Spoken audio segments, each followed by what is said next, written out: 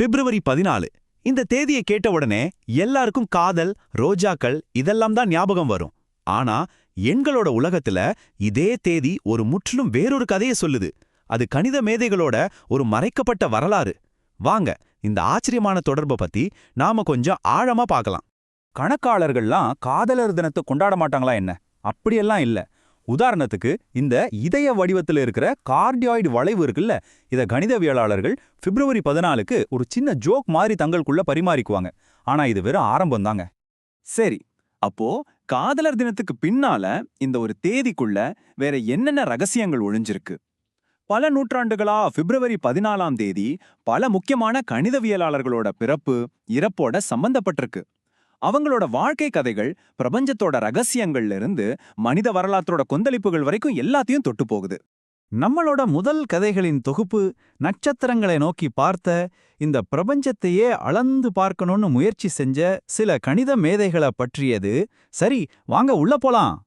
யோசிச்சு பாருங்க, கிட்டத்தட்ட 500 வருஷ இடைவெளியில வாழ்ந்த 3 பேர். ஆனா இவங்க 3 பேரையும் ஒரே தேதி இணைக்குது. அது மட்டும் இல்ல, இவங்க எல்லாருக்கும் ஒரு பொதுவான லட்சியம் இருந்துச்சு. என்ன தெரியுமா? வானத்தை அளக்கணுங்கிறது தான் அது. முதல்ல நாம பார்க்க போறது ஜோஹான் வெர்னர். 1400களோட கடைசியில வாழ்ந்தவர். இவரை ஒரு மறுமலர்ச்சி கால மனிதர்னே சொல்லலாம். கணிதத்தை வெறும் கணக்கா பார்க்காம புவியியல் மாதிரி நடைமுறை பிரச்சனைகளுக்கும், ஏன் வானிலை முன்னறிப்புக்கு கூட எப்படி பயன்படுத்தலான்னு காட்டினாரு. கடல்ல வழிதவறாம இருக்க நிலாவை பயன்படுத்தலான்னு சொன்ன முதல் ஆட்கள்ல இவரும் ஒருத்தர். இப்போ டைம்ல கொஞ்சம் முன்னாடி போவோம். John Hartley. வெர்னர் கண்ட கனவை நிஜமாக்கினது இவரோட கருவிகள் தான். கடல்ல போறவங்களுக்கு வழிகாட்ட இவர் கண்டுபிடிச்ச ஆக்டன்ட் தான் சௌகரியமானதாக பின்னாடி மாலுமிகளோட சிறந்த நண்பனான செக்ஸ்டென்ட்டா மாறுச்சு. இப்போ 20ஆம் நூற்றாண்டுக்கு வருவோம். மில்னோட கதை மூலமா இவரோட கணக்குகள் நட்சத்திரங்களோட ரகசியங்களையும் அலசுச்சு. அதே சமயம் பூமியில நடந்த போர்களுக்கான எரிபொருட்களையும் கணக்கிட்டுச்சு. இன்னும் ஆச்சரியமான விஷயம் என்னன்னா, இவர் ஐன்ஸ்டீனோட தியரிக்கே ஒரு மாற்று தியரிய முன்வச்சாருன்னா பாத்துக்கோங்களேன்.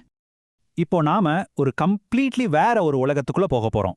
வானத்தை பார்க்கறத விட்டுட்டு எண்கள், தர்க்கம்னு முழுக்க முழுக்க மனசுக்குள்ளேயே ஒரு பிரம்மாண்டத்தை உருவாக்குன கணிதவியலாளர்களை பத்தி தெரிஞ்சுக்கலாம்.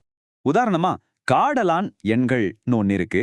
கேட்கறதுக்கு கொஞ்சம் காம்ப்ளெக்ஸா இருக்கலாம். ஆனா சிம்பிளா சொல்லணும்னா, இயற்கையில இருக்கிற வடிவங்களை எத்தனை விதமா நாம ஒழுங்குபடுத்தலான்னு கணக்கிட இது உதவுது.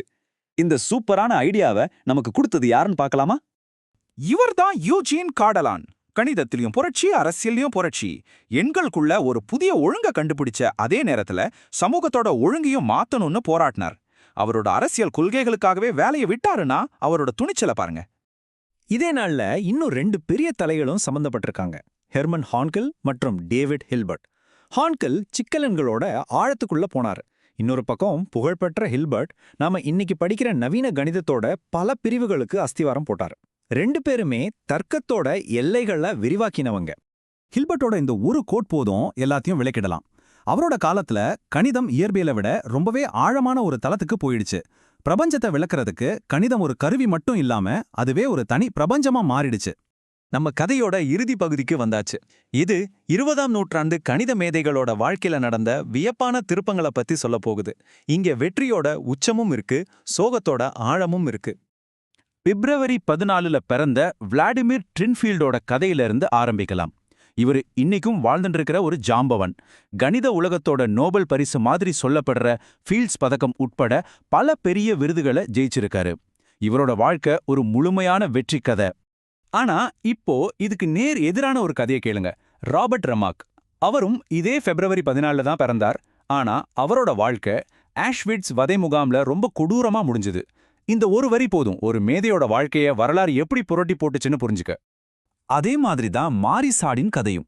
கணிதத்துல பிரகாசமா இருந்த ஒரு புத்திசாலித்தனமான மனசு அரசியல் கலவரத்துல சித்திரவதை செய்யப்பட்டு கொல்லப்பட்டது. இந்த மாதிரி கதைகளை கேட்கும்போது அறிவுக்கும் கொடூரமான வரலாற்று நிகழ்வுகளுக்கும் நடுவுல எவ்வளவு பெரிய இடைவெளி இருக்குன்னு புரியுது. ஆனா எல்லா கதைகளும் சோகமா முடியறதில்ல. ஜோஸ் ஆடம் மாதிரி சிலரோட கதைகள் நமக்கு நம்பிக்கையை கொடுக்குது. பிரின்ஸ்டன் மாதிரி ஒரு பெரிய இடத்துல படிச்ச அறிவை தன்னோட தாய்நாட்டுக்கு கொண்டு வந்து அங்க ஒரு புதிய கணித தலைமுறையையே உருவாக்குனாரு. இதுவும் காலத்தால் அழியாத ஒரு சாதனை தான். அப்போ இதுல இருந்து நாம என்ன புரிஞ்சுக்கணும்? இந்த வெவ்வேறு வாழ்க்கை கதைகள் நமக்கு என்ன சொல்ல வருது?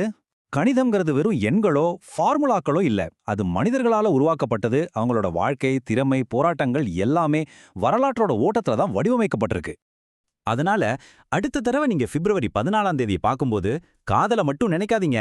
அதுக்கு பின்னால பிரபஞ்சத்தோட ரகசியங்களை திறந்த, புதிய உலகங்களை கட்டுன, மனித இனத்தோட நல்லது கெட்டது எல்லாத்தையும் பார்த்த சில மேதைகளோட கதைகளும் ஒளிஞ்சிருக்குன்னு ஞாபகம் வச்சுக்கோங்க. நம்மள சுத்தி இப்படி வெளிப்படையா தெரியாம இன்னும் எத்தனை கதைகள் ஒளிஞ்சிருக்கோ